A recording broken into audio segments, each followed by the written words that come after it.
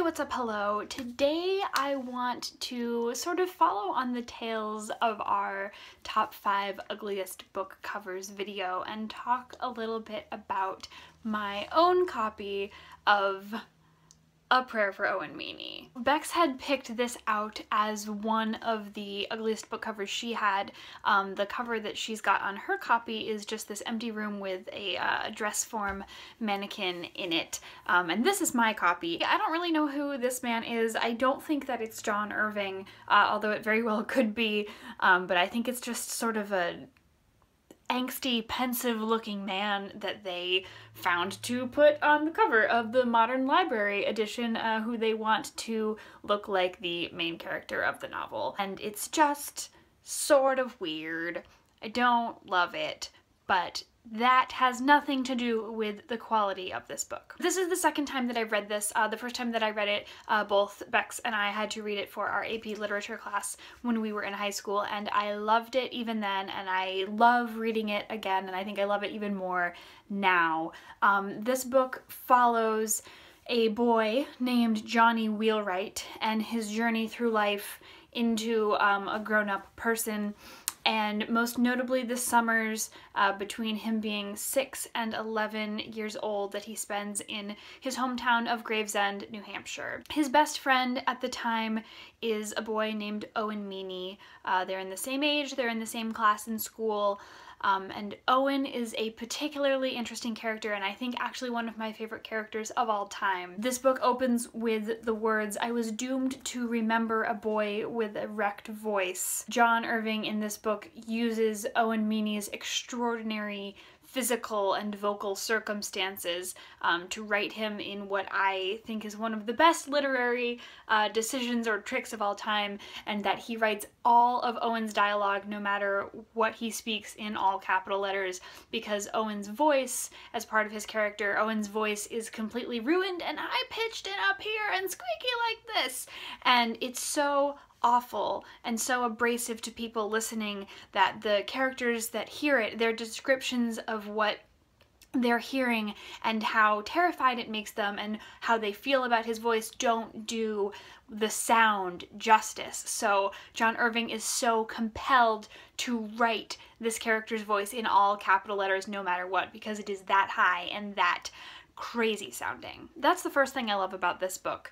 Johnny, our sort of lead character, he writes from his perspective, is a boy who has had a number of tragedies happen to him in his life. Owen is his best friend, but he is also the instrument, and I promise this is not a spoiler, it's on the inside flap, it's the very first line of the book. Owen is the instrument of Johnny's mother's death. He and Johnny are playing a Little League game of baseball one summer, and Owen, who is never supposed to hit the ball, he is just so small and so poor at baseball that he is instructed all the time to never swing. This is the one time he is instructed to swing, and he hits a foul ball, which winds up killing Johnny's mother. So they are best friends, and I think that actually, that act brings them closer. So Owen has this ruined voice. He is the instrument of Johnny's mother's death, and he has this crazy, crazy outlook throughout the entire book from the very beginning as a 6-year-old that all of the town kids sort of lift over their heads and make fun of and hold up and won't put down in Sunday school. They tease him and they torment him, and yet he puts up with all of it. He constantly tolerates all this sort of berating that he gets from adults and from other children, and the characters are just so different but so necessary to complement each other as the story moves on. Other than the size of the type and the letters in the story, that's just another example of how Owen Meany dwarfs all of his friends and everybody in this novel. He is this tiny, tiny little boy with pale, translucent skin, and he just is so small and so childlike,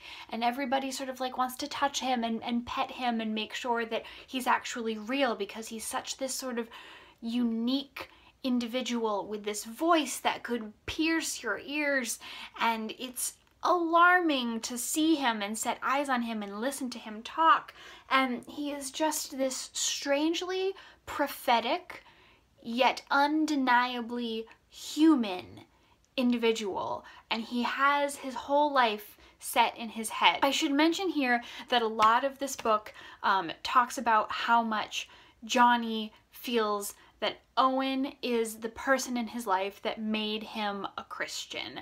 And a lot of it deals with John's devoutness and how his faith and his religion have affected his entire existence and how he moves forward, and how Owen Meany was a testament to making all of that happen. Owen, as a character, it really seems has never lived any of his life by chance. He has always seen what is coming, or God has told him what is coming, and he has taken action and made choices throughout the entire story to make sure that what he believes is his destiny will come true. And because he has this intense outlook, Owen feels and believes everything so intensely, so much more than anybody else in the rest of the story, no matter how devout in their own faith they may be. He feels things so intensely that he just completely dwarfs everybody else's personality and everyone else's character that he interacts with, despite his diminutive size.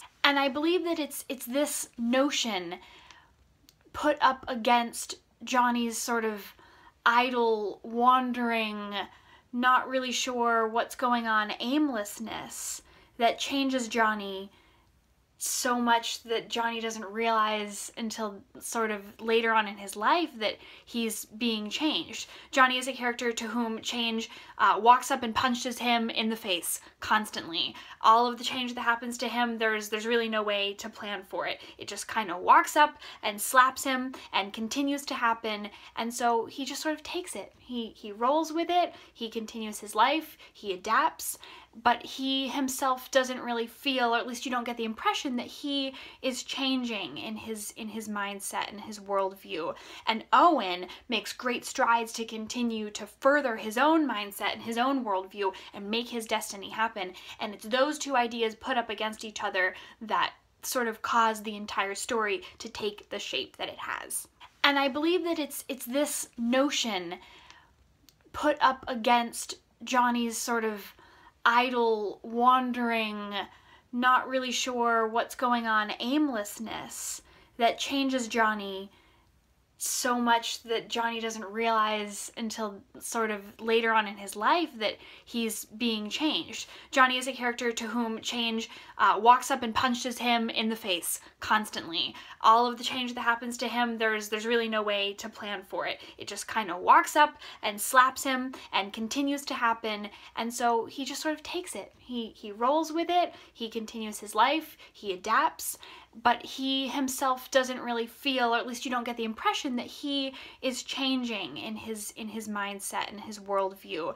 And Owen makes great strides to continue to further his own mindset and his own worldview and make his destiny happen. And it's those two ideas put up against each other that sort of cause the entire story to take the shape that it has. This book is written, of course, with this sort of very large overarching theme of Johnny becoming faithful in his own self to his own religion and to understanding the way that he wants to live and how he has come to that conclusion.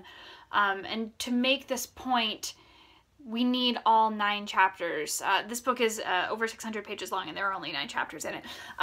So that's one thing. Over the 9 chapters, each one of those chapters sort of has a smaller point, like each is a checkpoint on the road to Johnny's understanding continuing. And within each of those chapters, to make each one of those individual points that assists the overarching point, John Irving has sprinkled all of these little like anecdotes and stories. And I find that John Irving writes a lot in the way that I think. I'll be thinking of one thing to one end and then think of these other 3 things that definitely relate to it, and he just puts them all in there, whether or not they further that smaller chapter individual point or not. It's a little bit of a confusing style. It gives the chapters a lot of length. They're very heavy chapters, not so much in their content all the time, but just they feel very wordy and very dense, and it takes you a long time to get to the end of each chapter. And it's because he includes all of this sort of referential information, which is not all the time necessary, but I don't think that we could have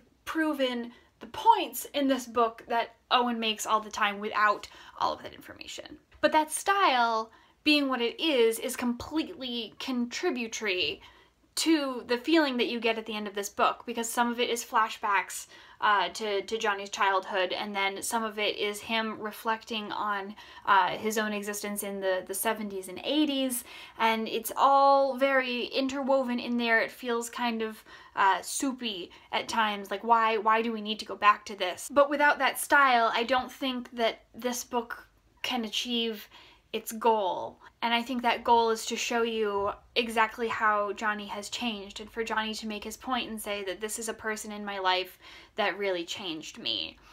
And to Johnny, I think Owen is definitely a hero. I remember when I read this in high school, I was charged with the task of writing about whether or not Owen Meany was a hero. And for the longest time, I said to myself, no, Owen Meany is not a hero. And when I read this a second time, this book is completely annotated. I had to write in this book when I was in the 12th grade, and it hurt me considerably to do so. But I have been thinking, looking at all of my past annotations, if Owen Meany is not a hero, does that necessarily make him a villain? And I don't think that it does, and I also don't think that he is a hero. I think he is Johnny's hero, but as a character, he just is himself. So with all of that said, once again, no question, I give this book 5 out of 5 stars, A Prayer for Owen Meany. If you have read it, if you have studied it at all, please leave me your thoughts in the comments. I would love to talk to you about Owen and what kind of a character he is, and all of the impressive literary devices that John Irving uses to bring his characterizations to life, for Owen in particular. And as always, thank you so much for watching. All of the links are below, and we will see you very soon.